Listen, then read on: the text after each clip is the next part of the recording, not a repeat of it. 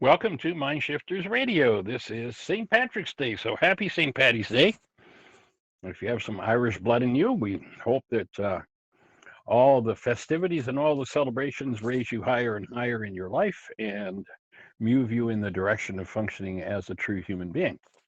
If you don't have any Irish blood in you, we wish the same. So we'll hold the space for each other, and I look forward to the conversation that unfolds today. I am in Kansas City, where we had a couple of cold days, but it's sunny and going up to 75 today. Absolutely beautiful, beautiful, bright sunny day.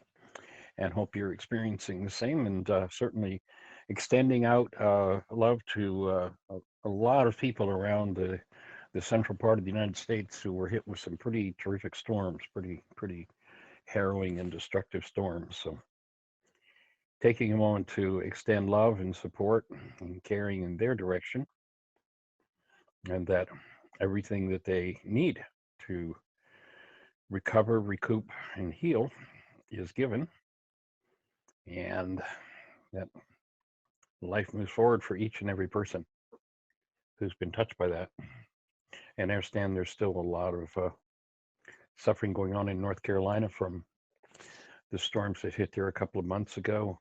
So much just unbelievable destruction, just beyond comprehension. Hard to imagine how to even recover from that sort of thing. Just before I came down, I made a trip to Asheville to visit with a friend, and it's a trip. It's only about an hour and a half, 2 hours away from where we live, so we've made that journey many times. But just I didn't get into any of the highly destroyed areas, the local areas, but just going down the main Interstate 26, place where there was at one point a river and riverbanks and all, just totally wiped out. I mean, literally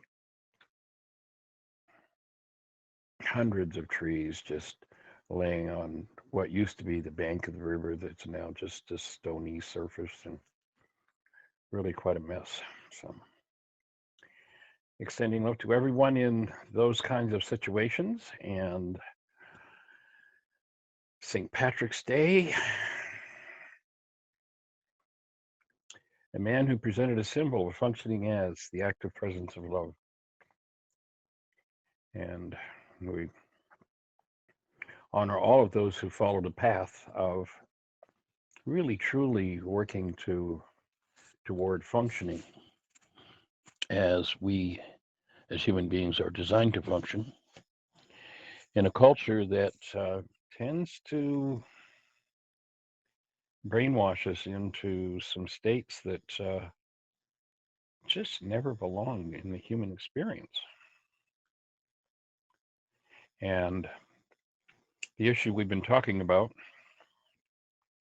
and I understand that Carrie, who called in Friday, is going to be calling back in. She's not there yet, but she's supposed to be calling in. So we'll continue that conversation. It was a great worksheet that she did. Really, I think, insightful, hit some deep spaces. And so we're going to continue talking about this codependence issue and see if we can open it up on still another level beyond what we've even conceived of to date. So I'm actually working on an article on what I'm going to entitle of the law of the power person, or the power person syndrome, and recognizing that that is the dynamic that literally runs the world. If you have a comment, a question, a thought about anything we've covered or not covered, and we can support you personally, of course, and you can hit that call button. It'll ask you a question, it'll ask you to pick a couple of selections, and then below it'll light up another call bar. When you hit that, that'll open our conversation. And I would love to hear from you. What's on your mind? How can we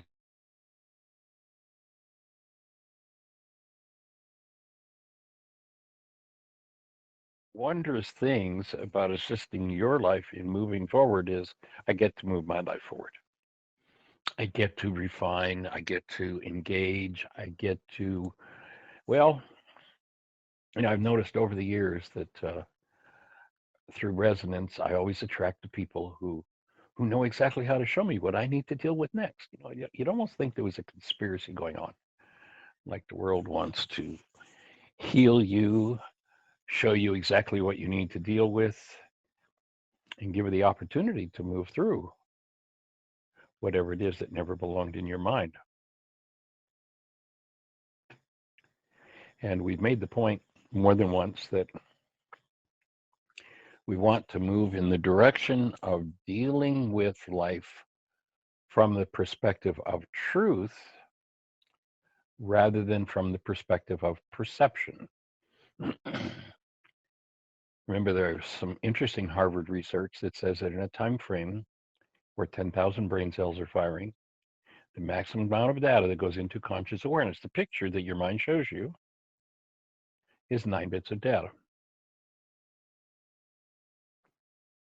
A powerful video, if you jump on YouTube and look for a TED Talk by a man, a neuroscientist, Anil, A-N-I-L, Seth, S-E-T-H. And what Anil documents and shows us is that in the laboratory, the eyes do not see, but the brain produces what is seen. And the brain produces what is seen, what we call seen, which are really pictures being on the inside of our eyeballs.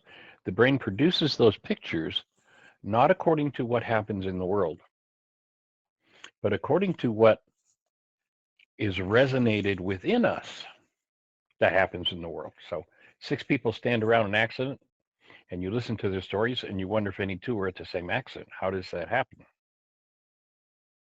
We do not live in a physical world. We cannot see physical things because there are no physical things. If you can't accept that truth, then you're going to be working forever in perception, or what in the ancient teachings was called the mind of man. And when you're working in perception, relative to moving in the direction of and working with actual truth, everything you do there is like rearranging the deck chairs on the Titanic. We want to go beyond rearranging the deck chairs on the Titanic, which means that whenever the mind, which is located in what we call the body, resonates an energy that doesn't belong within the body, the brain gives us a sensation we call pain. It says, ouch. And that sensation comes from not what somebody else said, not what somebody else did, not what's happening with somebody else, but from what's happening within your physiology, within your own local creative capacity. We call it physiology, we call it a body, it's really not.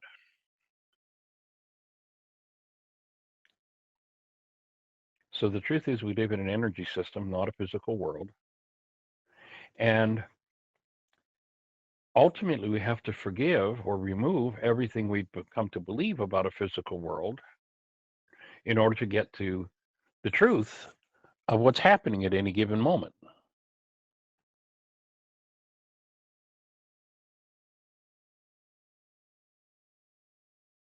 And so welcome everybody. Welcome Jane, Angie, Celinda, Dawn, Melanie, Susan. Hey, welcome everybody. Glad to see all these sweet faces. Well, metaphorically see the faces. Because of course, if we understand the physics of it, there's no such thing as a face. I mean, think about it. Have you ever laid out on the beach and you look up into the sky and you look into the clouds and all of a sudden you see a clown face in the clouds? And you say to the person laying beside you, "Oh, look at that clown face." And they look up in the clouds and they kind of twist their faces a little bit. Huh? What clown? They look at the same thing you did, but they don't see what you think you see in the cloud. And you remember what you did? You actually engaged in putting them into a state of hypnosis. Now, hypnosis is the uncritical acceptance of an idea. So remember when you looked at that cloud, you looked up there and they said, well, what are you talking about? There's no cloud up there. Out hypnotizing them. So see, there are three clouds up there. See the one in the middle? Now, take a look, and up at the top, you see how it's all fuzzy? Well, that's kind of like that's the cloud's head. And then you see those down at the bottom, there's like a couple of almost like feet coming out. You see that the feet? That's the feet of the cloud. And then you can see, and at some point, when you help someone to build the brain cells for what your brain is producing in the cloud, or pardon me, out of what you think is looking at the cloud, at the point where you've built enough brain cells or got enough brain cells firing in them for the same quote unquote picture or perception that you have, all of a sudden they go, oh, yeah, I see it. Now, does that mean there's a clown in the clouds? No.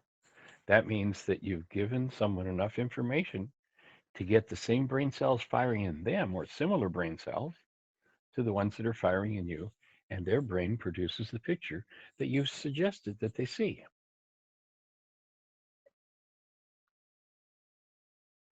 Now, apply that to everything that happens in the world of perception, and you got where most of us live. And that means that if someone has built the brain cells for us or helped us to build the brain cells about why this is wrong or that's bad and this is evil and this is nasty and somebody else is to blame and on and on and on and on,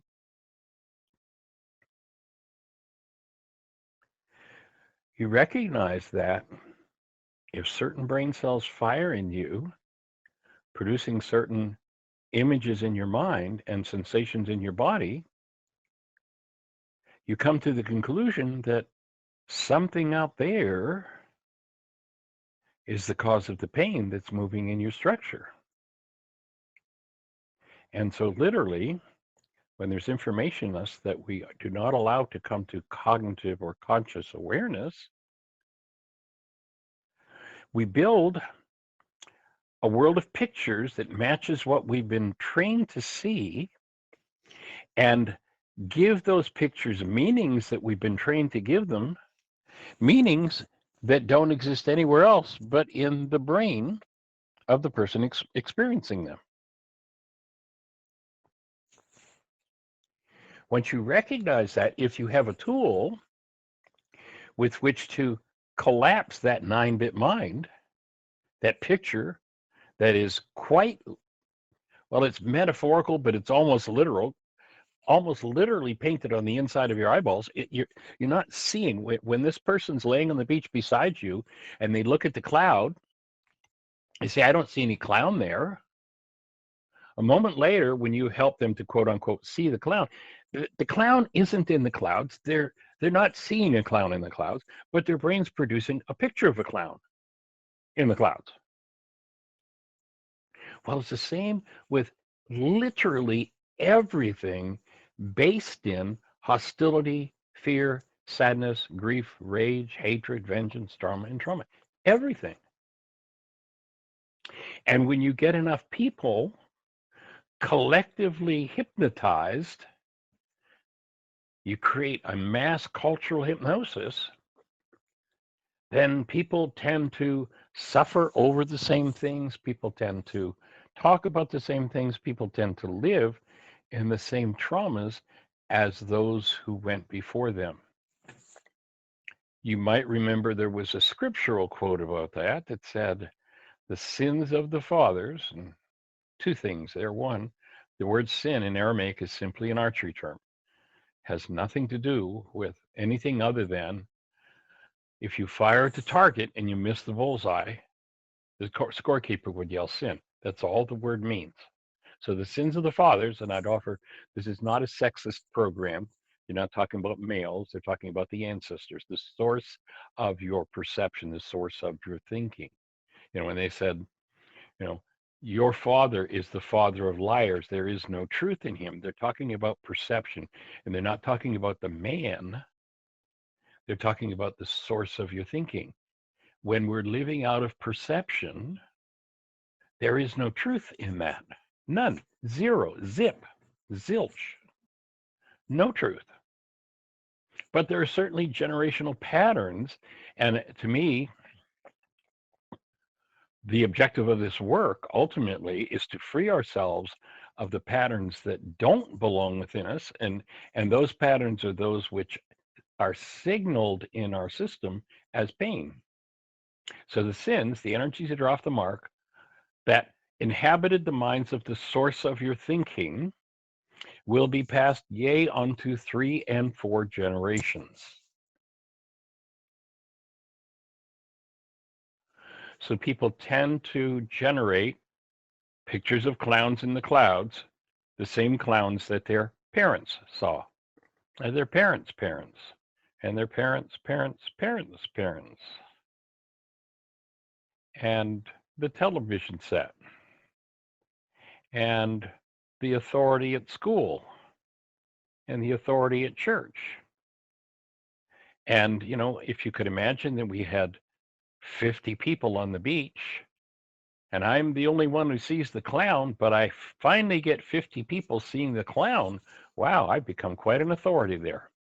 And I got everybody living in a fantasy that exists nowhere except in the brain cells of each person experiencing it. So if the source of your thinking is based in pain, then the objective of this work is to literally, you remember there's a passage in the scriptures, and a lot of people have really gotten crazy about this one. It's like, you cannot come to me, you cannot do my work unless you hate your mother and your father. Now, he's not telling you to spit venom toward your parents. That word hate there in the Aramaic language, as opposed to an emotional rejection of someone, would be to separate from. And you separate from the crowd that hypnotized you into thinking, feeling, and believing this way, then you're going to suffer the same fates as they did. And then there's a really interesting piece in that puzzle. The final statement there says, after it says the sins of the fathers will be passed yea into 3 and 4 generations, yea, of those who hate me. Now again, it's not hate as in a love-hate relationship. There's the creator, love, the source of the energy of the universe, saying to you, if you are separated from me, then the generational patterns that inflicted your crowd on the beach that were brainwashed into your structure are going to become your inheritance until you reconnect directly with active present love. That's why in the worksheet, before we go into the actual core of the forgiveness process of canceling the goal, I call upon the energetic representative of love and truth within me that in Aramaic was called Ruka Dekudsha. That's a way of separating from the liar, the source of the pain and trauma, the why is this happening to me again experience. If there's an experience that you can remember that you had at 5, and then you had it at 8, and you had it at 10, and 12, and 17, and 22, and 44, and 88. The why is this happening to me again is happening because you're connected with the brain cells of the quote unquote fathers. The source of your thinking is out of harmony with truth.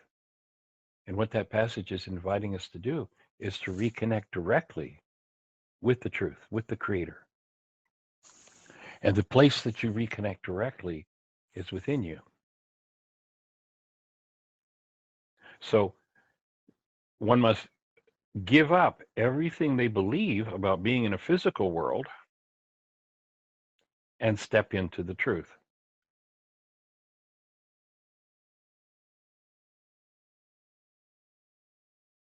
So at the root of this power person dynamic, there's always blame.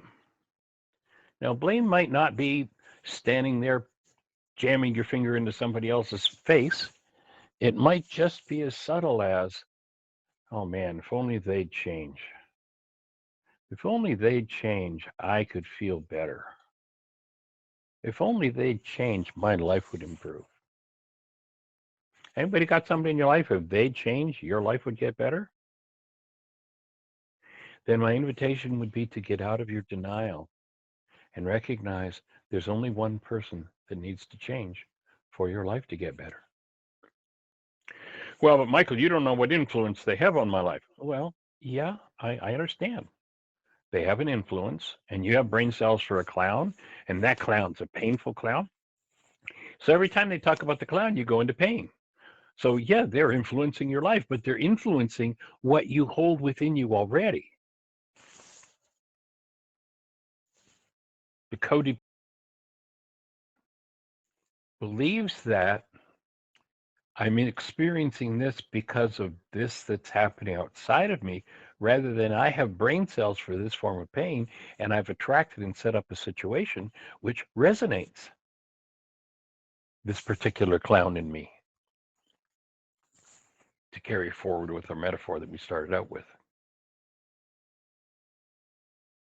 So the basic law of the power person is, if I can't control you, boy, are you in trouble. And no matter what, you will never gain my approval.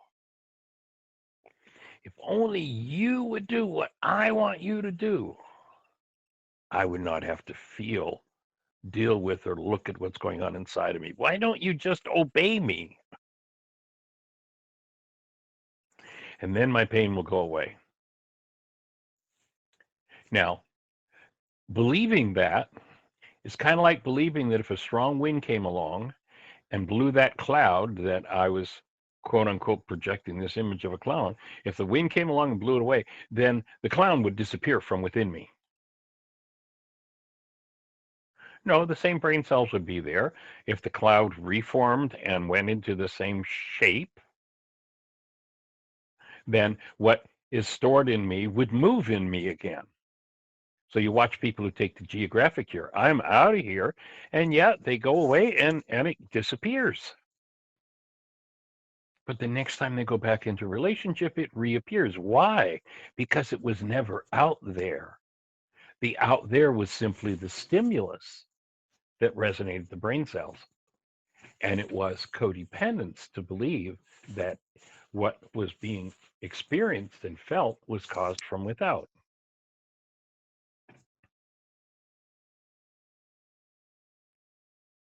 So that's the basic bottom line quote unquote thinking. And it really isn't thinking, it's just replicating what's in the mind. That's the basic bottom line thinking of the codependent. So the person who lives in their lives in projection, always blaming others, sooner or later must do the grueling work. Now, my offering is that that grueling work is absolutely unnecessary, and it's self-inflicted by resistance and unwillingness. And ultimately, to return to the human state, the state of functioning out of and as the active presence of love, that work that can be pretty grueling is that of rebuilding your own personal code until your own automatic decision system is freed from blame. And regardless of what's pointed at them, regardless of what anyone does,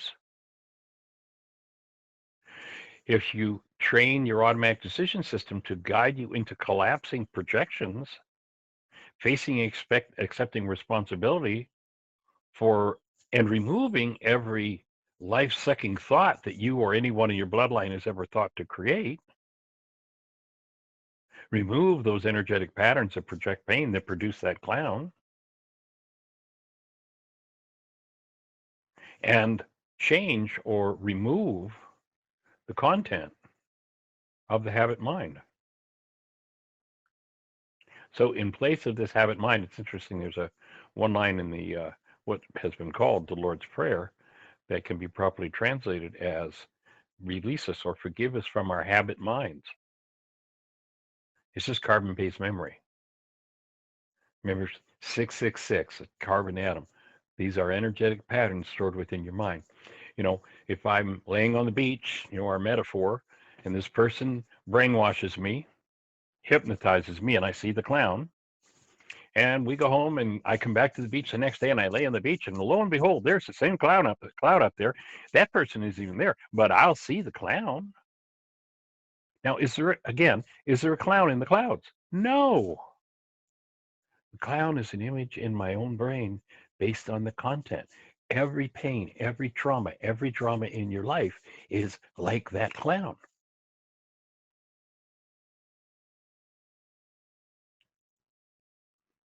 So ultimately, you must perceive of yourself and experience yourself as the conscious, active presence of love, and develop in every circumstance the ability to forgive. What does that mean? I go into the place where I've been hypnotized into pain, and I learn how to collapse the projections of those brain cells containing pain. I learn to enter directly into those spaces with and as the conscious active presence of love. And with that ability to forgive, I dissolve the pain and the underlying perceptual projections that at any given moment where there's pain or disturbance or upset, I actually grow into an adult and go, oh, I don't like what's happening out there. And, that can be very justified. But the minute that I pretend that what I don't like happening out there is the cause of what's happening in here, I'm now in denial, and I disable myself to heal. I leave the dis-ease energy in my own tissue structure. Your current pain, if you're in pain, will never be caused by something outside. I mean, short of somebody punching you in the nose, cancel the thought. And even that, what's the energy that attracts someone to punch you in the nose? So as you embark upon this work, this is the way you make permanent change your own.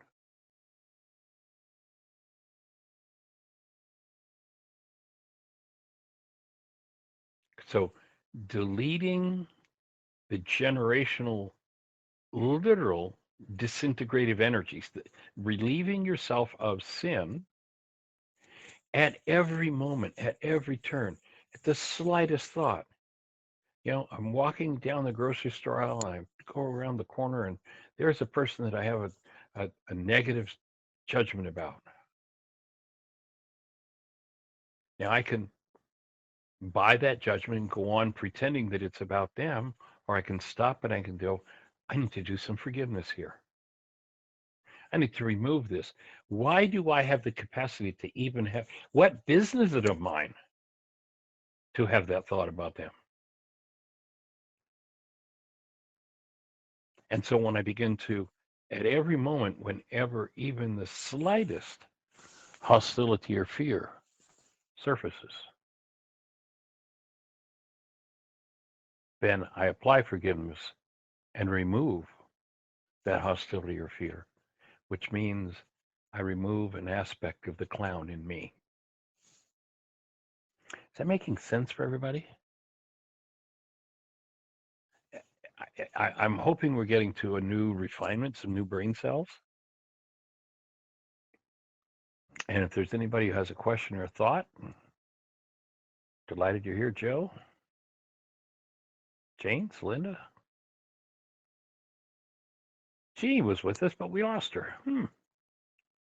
She's over at Ryan's with Aria Rain is off of school today, so she's with Aria Rain, the baby, and Ryan. But is that making sense? I hope so.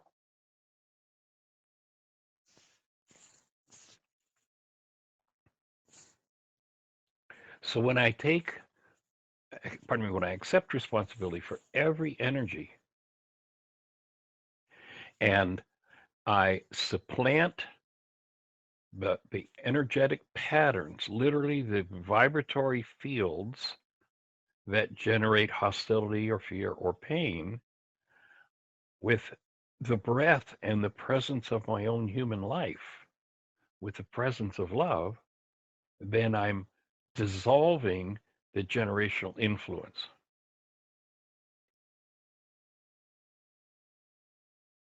You know, when under stress, the message that your power person gave you that you absolutely hated, but you incorporate it into your perception of yourself, you will then, under stress, when you're in denial, tend to speak it to someone else. And your voice, it'll sound to you like your voice, but it will actually be your power person's voice speaking through you.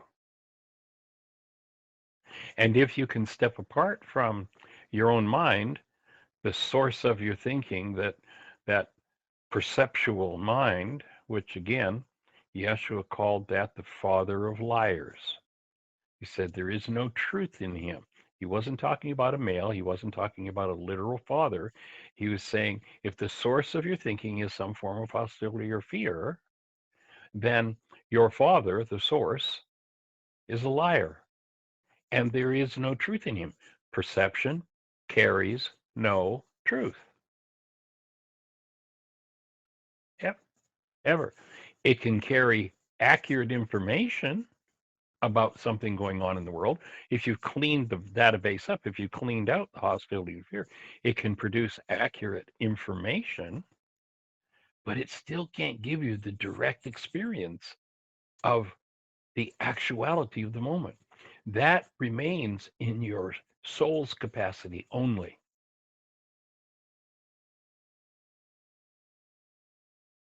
And to have that experience, your soul must be conscious. So if you can step back, and this is one of the ways of making your soul conscious, your true self awake and aware, is being the observer. As I've said many times, the thinker apart from the thought, the feeler apart from the feelings, the actor apart from the actions.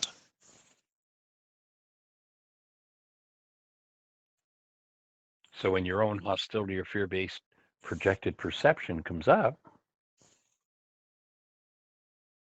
and you choose, instead of buying into it and projecting it, painting pictures on the inside of your eyeballs about other people about it, you recognize I'm feeling that this is mine. You go inside of it as love. You breathe through it as the observer. And that will be the opportunity to begin to see on a new level the original power person message delivered to you that was not true about you. And it will give you the opportunity to heal it.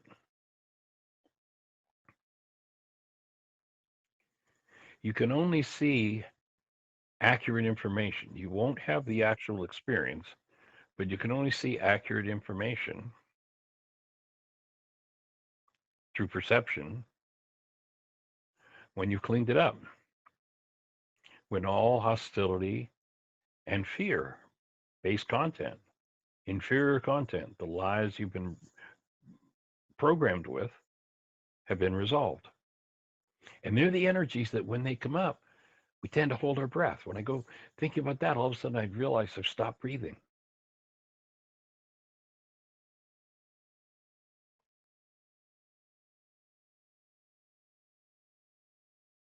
And, you know, recognizing that if you buy into perception's demands, which usually involve some sort of an attack. Okay, thanks for joining us, Angie. Standing love in your direction.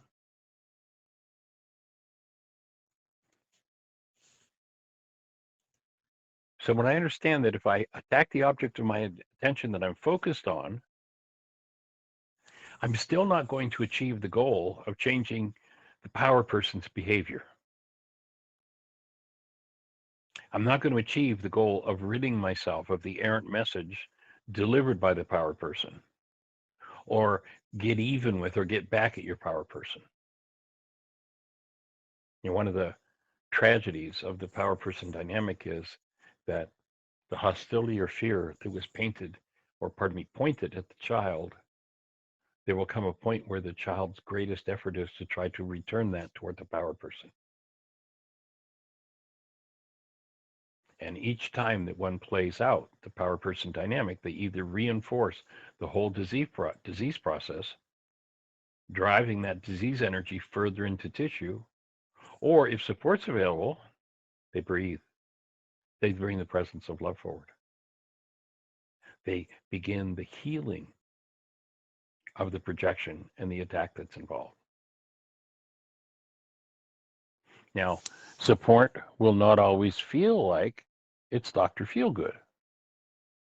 Support would not always be, oh, this is exactly what I wanted, because support is going to look like reflecting the unconscious dis-ease process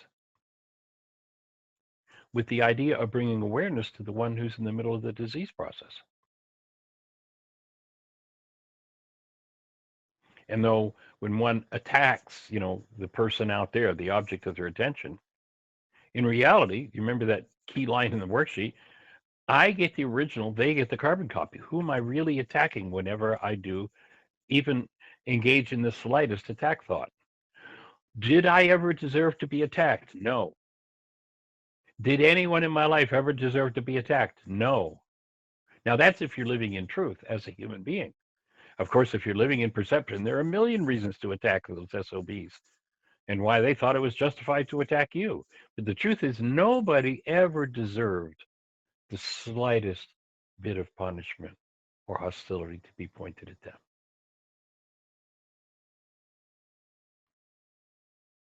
So, an attack at any object of attention, I get the original. It is an attack against myself. To give up attack for the average person is a huge, huge task.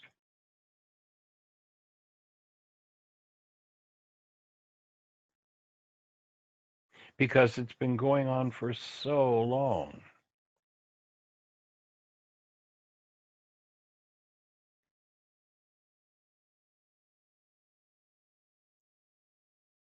It's a gigantic project. And, there's a certain feeling of power. This is like one of the seductive things about attack. There's the seeming satisfaction of delivering to others the attack that was visited or unleashed on me. And the lie of the mind is that by delivering that attack, there'll be this satisfaction and I'll have captured the power of my power person. I'll finally be the God in my life. The truth is, only energies delivered through love to self or others is the only thing that will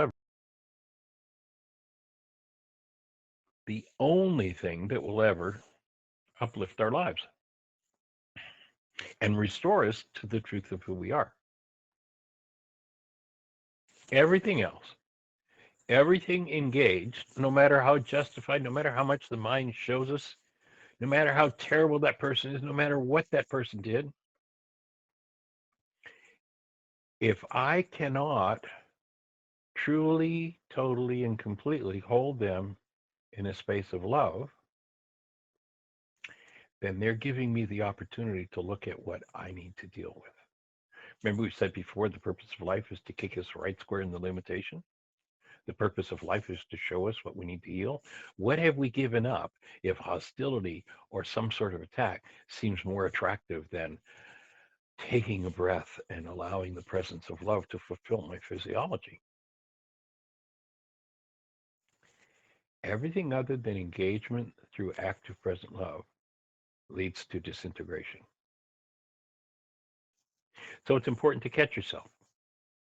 or have someone with the care, the concern, and willingness, though they may have their head taken off, to inform you that you're delivering that energy to yourself first.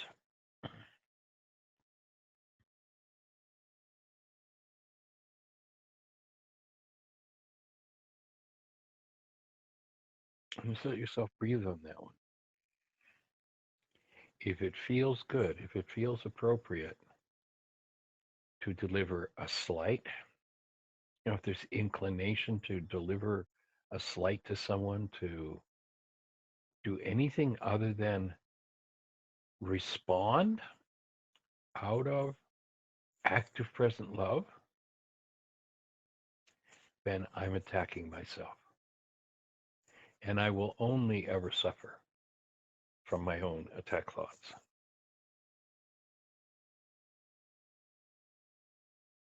Now, under stress, remember the power person dynamic, under stress, the message that you hated, but incorporated into your perception of yourself, you'll tend to speak to someone else. And that will give you the opportunity to see when you were given that untrue message by your power person, it will give you the opportunity to step back from your mind, be the observer, take a breath, and literally unwind that energy from your own cellular structure. Literally unwind that disease from your own tissue. That's the real objective of this work. If your inclination is to give some sort of a snide remark, notice where in your tissue structure the pain is.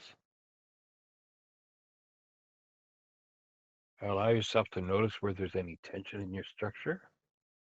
Soften, let it go, and let that pain be unwound from you rather than tightened by puking it on someone else.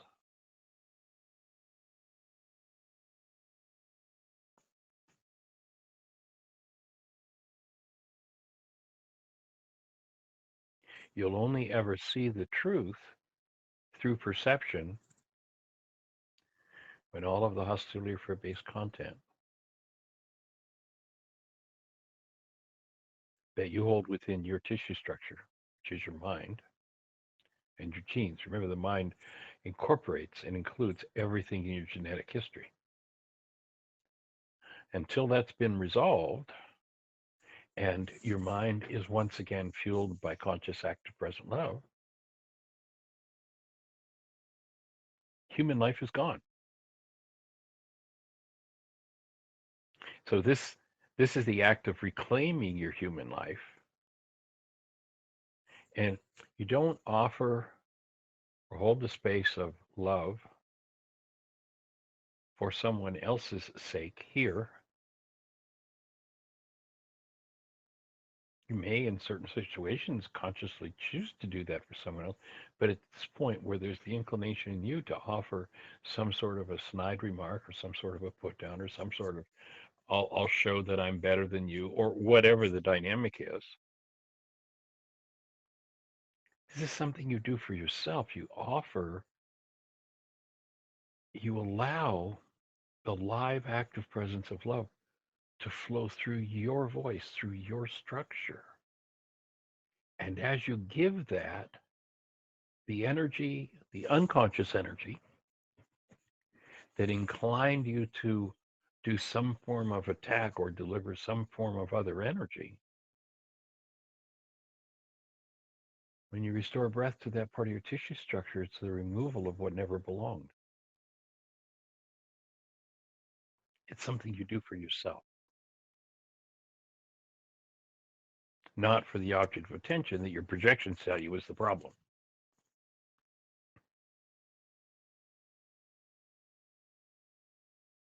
So could you think about what the world might call the arch enemy of your life and simply offer them support? If you do that, that means you will go to a new level of vitality. And remember that every time you go to a new level of vitality,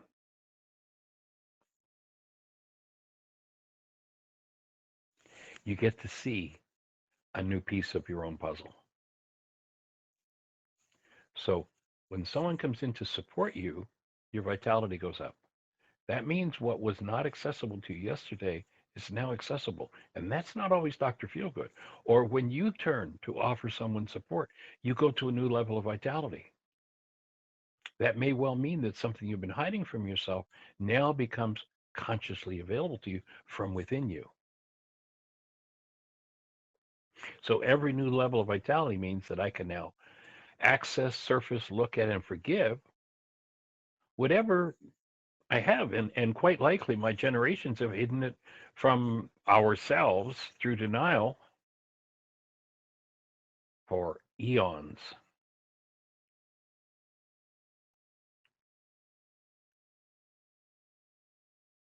And when I hide it from myself, of course, I've created that unnatural condition called the unconscious. And there's a simple way to hide anything from yourself. It's instant. It's extremely effective. And all you need to do is say to somebody, "You made me."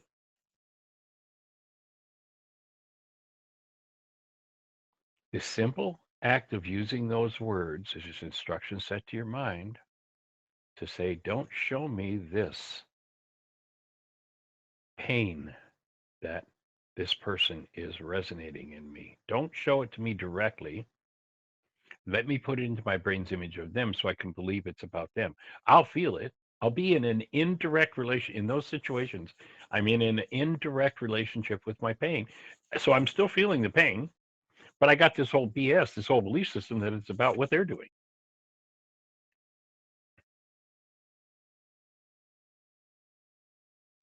So you might notice how often you've said, you know, "Why is this happening to me again?" Or "Why are they doing this to me again?"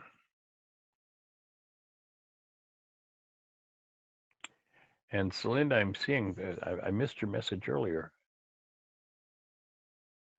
Yes, of course, it is intellectually. The challenge, get past the egos. Yeah, that is so big, Celinda, to open the heart to the truth of it. Breathing with you on that one. That's right on track. Yes.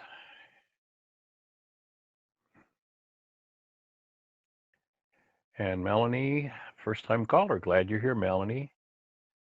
Pardon me for missing your message earlier. I kind of got into the material I was covering. Catching yourself more and more when you hold your breath. That's so important. Yeah, literally holding the breath is a way to lock down what I don't want to deal with, and breathing is a way to open it. And breathing takes us through the tunnel of it's not always Dr. Feelgood to let those things come to the surface, but when I become conscious of it and I can own that it's mine, then I can throw it away. And I'm with you 100%. You got my support 1,000%, Melanie. Put an end to this idea of hurting and stepping into treating yourself lovingly, gently, and with respect. You might want to go to our website and look for my commitment to myself. Print it off, put it on your bathroom mirror, and it's a commitment about how I'm going to treat myself lovingly, gently, and with respect. So we call it the first person commitment. And you can go to whyagain.org. I think it's under whyagain.org/commitment, and you'll see all the different commitments there, or you can just do a search on whyagain.org. So delighted, Melanie. We're here to support you 1,000%. You might want to jump on the app and see what comes forward as you use the app. And Carrie, young lady, just hit the button. You're with us. How are you? Hi there. Good. I got a little caught up in tech details here, but yeah, I wanted to ask you, and I was just listening to what you were talking about. And when we're doing the worksheets here, I know you basically say to use hostility and fear. But if we have a lot of other things that come up, like for me, I was doing some that had to do with myself on disgust, and it was kind of like had to do with perfectionist ideas and some things I Right. know I got from my childhood. Or frustration was another one that was fitting into there. So, how do you suggest that we do a range of words in that feeling spot on the first section of the worksheets? Well, on the website, there's a feeling wheel. You might want to grab that. And, Oh, okay. when I talk about hostility or fear, there's the two. Really, it's all based in fear. It Right. seems that when it comes to the filters in the mind, that we've done enough fear versus hostility as a drug that they are distinct and separate, although they really aren't. But if you look at disgust of self, that's based in hostility toward self. It's just another form of hostility. Oh, interesting. Okay. So And so virtually would I put everything that could take us hostility? out of love, Would I everything maybe that could put? take us out of Oh, love sorry. would tend to be based in some form of fear and hostility. Excuse me, go So ahead. would I maybe put disgust forward slash hostility or something just for my own processing? Sure, sure. Okay. You could do actually a worksheet where disgust is number 1C. Ah, And what's the thought that goes with it, and take it to the next level there as well. And okay. you can do a worksheet on any person, place, thing, event, past, present, future, living or dead, of course, including Right. yourself. But with what you just said, disgust might be a really interesting worksheet for you to do and see what shows up when you look at the goal you hold for disgust. Like, what are you using disgust for? Well, Is that something to help me? Is that something to hurt me? What am I right. using it for? Good. This for me is, and I've had this a lot over the last few months, is being wishing that I had done things differently in my life over the years in multitude of situations, say maybe 20 different situations, but having Regret. this regret would be another big part of that. Yes. Yeah. Yes, very good. Hadn't And thought of that. oftentimes disgust, regret would probably point toward some work to be done around guilt. Right. What I should have done, loss, what I could have Right. had if I'd only done it right. So Yeah. it moves into, I mean, with that one, you can open up the whole filing system. Boy, that's the truth, isn't it? Yes. And so in the worksheet, how would I set that up if I was doing guilt, regret? I will look up the feeling wheel, but would I do those in the first position or just put myself Yeah. in the first position and then put those in the second in the feeling position? Well, you're always going to start the worksheet off with your own name and Okay. Yeah, and right. and with the awareness, I am love. This is, Right. a proclamation to make. And then, you know, so if I were going to do a worksheet on disgust, what's my emotion around disgust? Right. So maybe my emotion is sadness. Yeah. Regret, like when you said regret and guilt and maybe shame. So then I had a goal for disgust. Well, if I can pretend I'm disgusted with myself, then my father won't come and beat on me. Right. Because it does That kind of might get be that. what Yeah. what in the family system has been used. A lot of times well, I'll save myself from being beaten on by somebody by beating on myself. Mm-hmm. So I'll do self punishment, then they won't have to. Pooh, let's Right. clear that one out. Boy, I think I have that huge. Yeah. I think that's really. I'm starting. It's starting to reveal itself to me as I kind of delve into this. Nice, nice. That's awesome. A whole new level of work. Yes. Cool. And we are That so is. enjoying the codependence to interdependence and just getting more new awarenesses every day, and especially doing it in a family household here. Uh, wow, a lot of growth That's going on for each of us. that's really sweet. The three of you are doing it together. To me, that was is just awesome. That Oh, yeah, you know, We don't the always bouncing. listen together, but we're encouraging and discussing as we go Yeah, along. Yeah. awesome, Yeah. Very good. Cool, awesome. Michael. Thank you so much. I have some All right, great ideas coming forth that I'll share with you at some point. But thank you so much for the work you do. Really fabulous. appreciate it. All right, you have a blessed one. All right. Extending love in your direction down there in Mexico. Thank you. All right, holding in a blessing. Bye bye.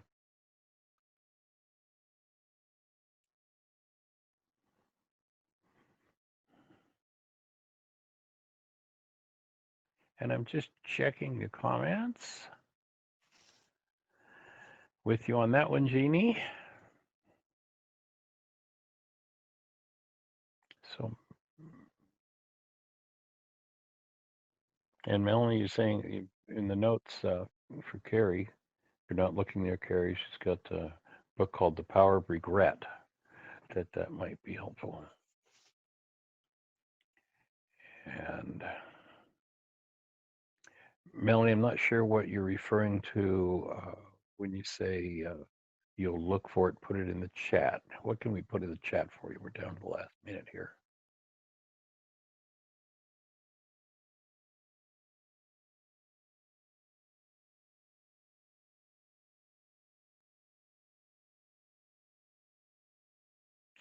And we are running out of time. So, Melanie, if you've got the app, if you don't have the forgiveness of the Heartland Aramaic Forgiveness app, if you go to your app store and just type in Heartland, all one word, Hartland, Aramaic Forgiveness, download the app, and anything resource that you need, any question that you have inside the app on any page in the app that you're on, there's a button you can click and you can type in your question, hit send. Jeannie will get it, and on the next show we'll answer that question. So uh, we're going to have to close out. So I'm not sure what you were looking for that you wanted in the chat, but if you drop, or you can drop Jeannie an email, JEANIE at WHYagain.org. And that will get to Jeannie, and we'll make sure you get that resource, whatever it is, and you give her your contact information or whatever. So thank you, everybody, for joining us. Have a blessed one. Appreciate you. Take care. Bye-bye.